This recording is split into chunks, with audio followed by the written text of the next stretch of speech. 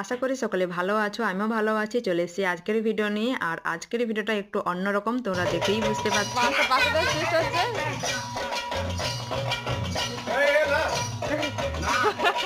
মান্ডি নাচ, নাচো, নাচবি তো? সে কি খেয়ে যাবে শুধু। এদিকে আলু আর ডিম সেদ্ধ হচ্ছে, ওদিকে ওরা নাচ গান করছে, আনন্দ করছে ওরা। মান্ডি নাচো, নাচো, নাচো।